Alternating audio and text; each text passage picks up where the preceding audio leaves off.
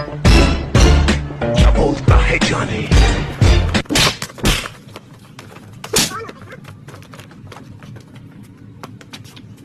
और भाई साहब बता तो हुआ क्या। टोन बजा के सुन अपनी आईफोन की। ये होती है अब आईफोन के नाम पर कलंक को तुम जैसे लोग समझ रहे हो ना। असली टोन ही होती है देख।